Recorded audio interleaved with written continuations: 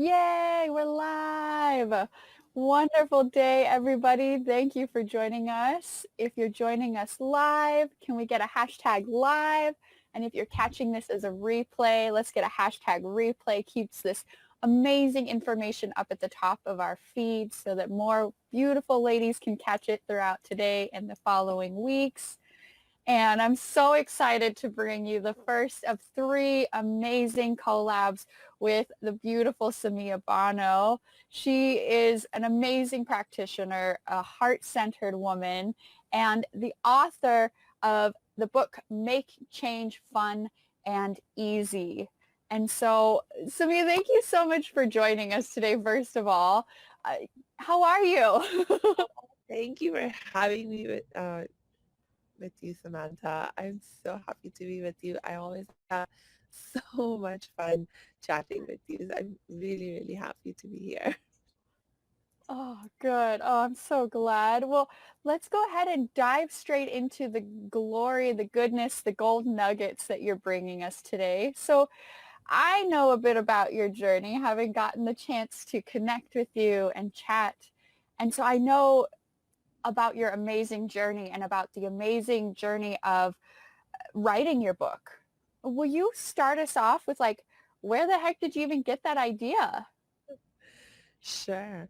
So actually, I never thought I'd write a book, although I must say my grandfather, who was a real writer in our family, he wrote 7 books and Wow. numerous papers and so forth that got published because he was a philosophy professor. He was always encouraging me to write, and it was his dream that his granddaughter should become an author. Uh, I Oh. never took that dream on for myself until one day I did. I had actually started my own podcast, and I'd been doing it for a while, and it just I got to a point with the podcast where I was like, okay, I think I've spoken about this topic as much as I can. And the topic was survivor to thriver. And in that, I was actually sharing my journey as a survivor of sexual abuse and, how I sort of healed from that and started to thrive in my life and what I'd learned that I could share with other people to help them in their journey from moving survivor to thriver. Um, and there is just some magic in writing that, when I'm writing, it just helps me think at an even deeper level. And so I was really looking to take that next step and go even deeper with just covering this whole topic and just thinking about it. And so I was like, okay, let me go ahead and write. So Off you went. You're like, okay, I'm gonna do this. Was it yes. was that easy for you? Or like what happened when you're like, okay, let's write this book. I'm gonna live up to this Yeah. dream. It's interesting that because when I made the decision to start writing the book, in so many ways I felt really ready to write the book. And so it also really felt a very easy decision to make at that point in time. And once I got into the process of writing, it also felt really easy just because I felt so ready and Mm, committed and passionate about it. I love that. Oh, I love that. It like it flowed right out of you. Yes. How that makes me curious. Okay, so here you are on this beautiful healing journey and you've started this podcast, Survivor to Thriver. And now this comes into write a book and you're like, okay, I've got this, I'm going on it. Did you did you see any correlation between like the journey you'd been on and this new journey you're embarking on for the book?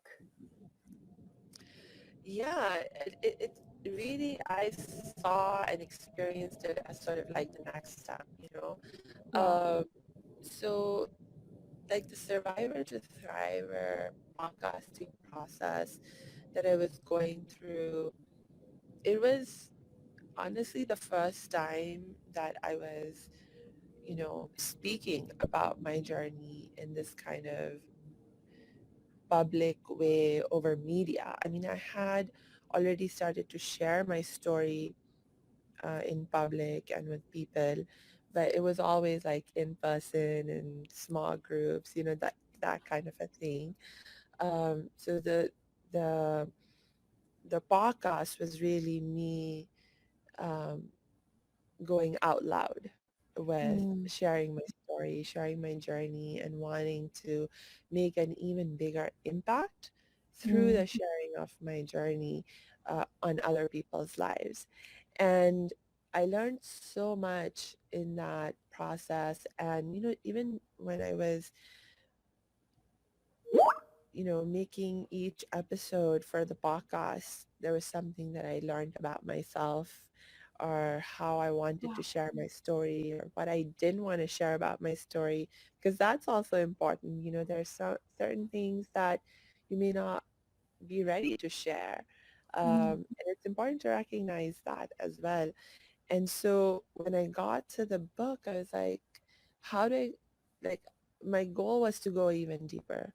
And for me, by that point in time, I had become more and more heart-centered, like not only heart-centered, but more and more trusting of my heart and more able to follow the guidance of my heart. And my heart was showing me bigger visions and bigger dreams of where to go and what to do, because the more you learn to listen to your heart and you actually listen to your heart, the more you build that trust and faith, the bigger it's able to guide you to go.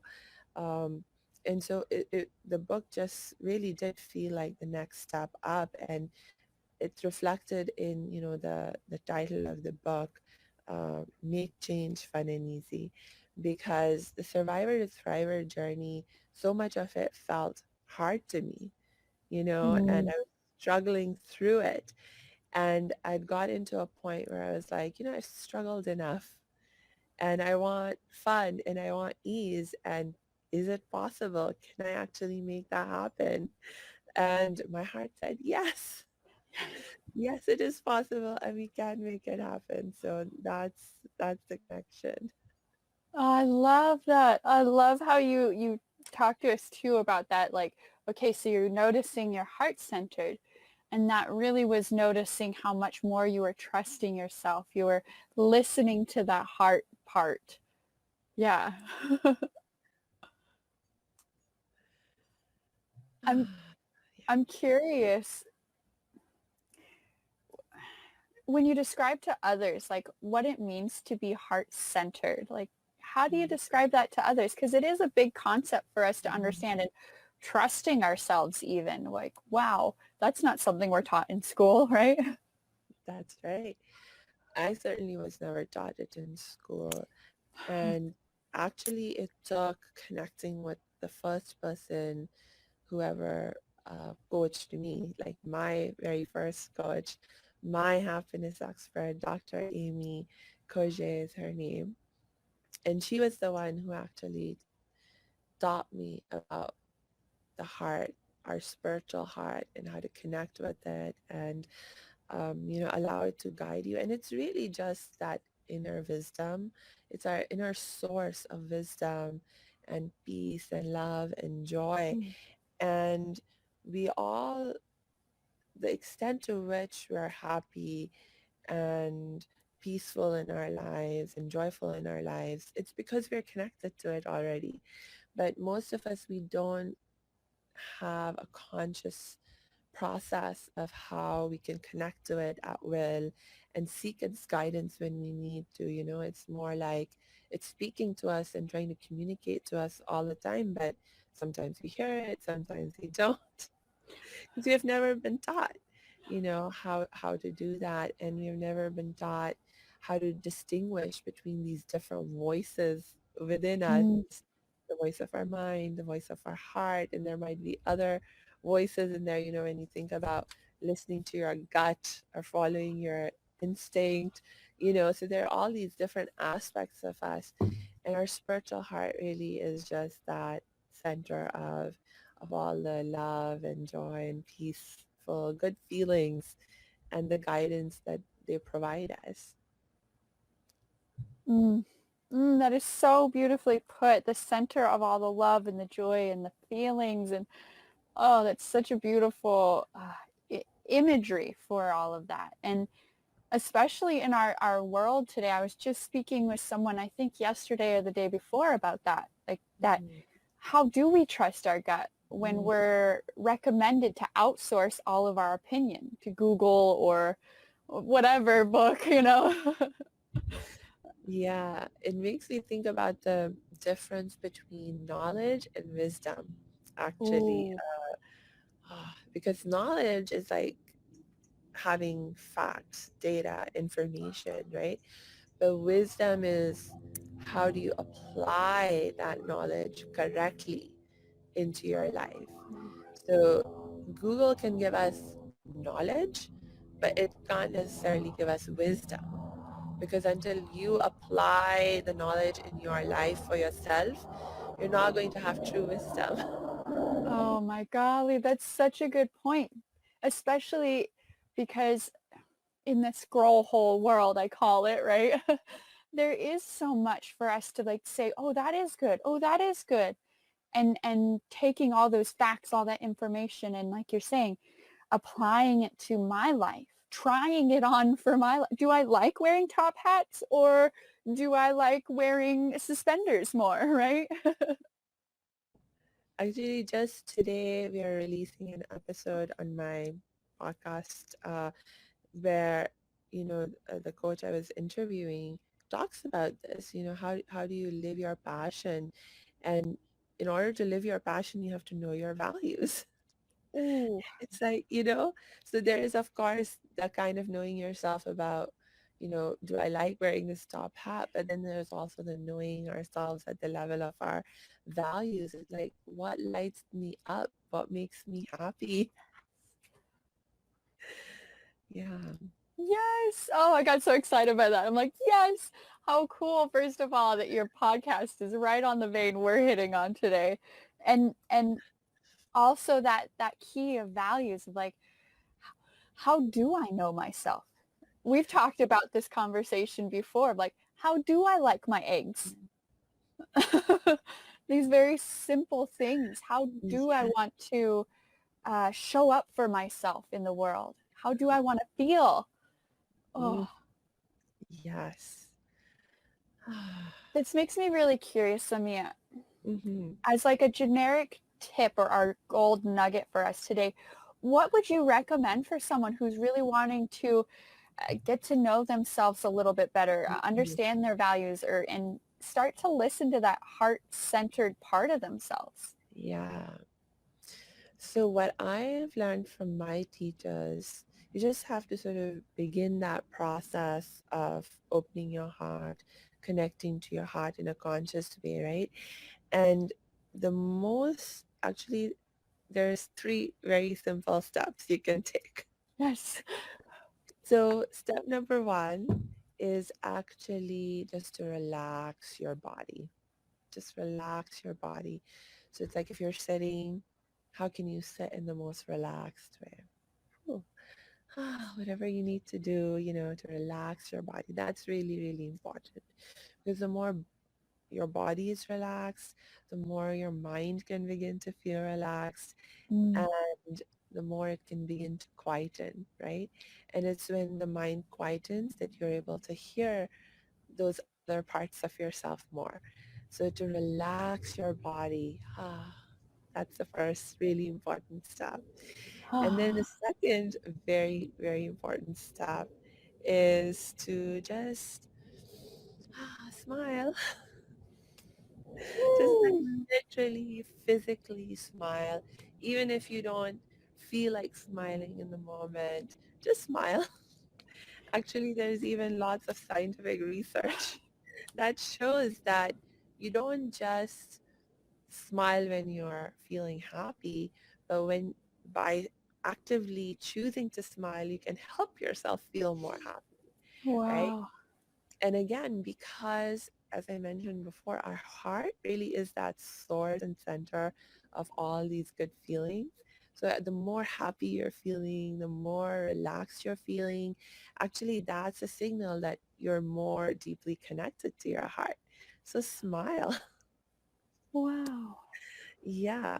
And then the third step and little step that you can take to help you connect even more deeply with your heart is by literally just putting your hand on your heart. This is like a little hack um, that, when you physically put your hand on your heart, it draws your mind's attention down to this area of yourself, right? And so it's just sort of a little trick and tip to sort of, yeah, do that. It's like you're just basically trying to calm and quiet the mind and bring your attention to your heart so you can listen to it. So it's these three simple things: relax your body, smile, and just touch your heart. It'll all help you to begin to connect more deeply and listen to it more easily. Oh, oh, I love that. It's so beautiful.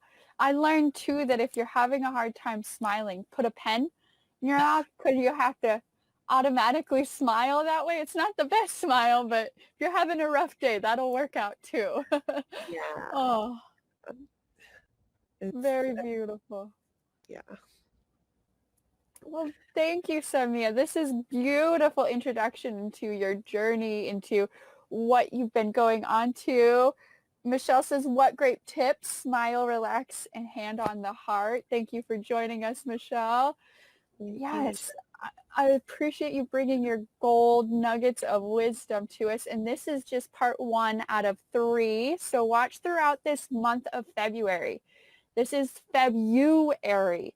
How can you connect with that heart a little bit more? How can you love on yourself a little bit more this month? It's a month of love.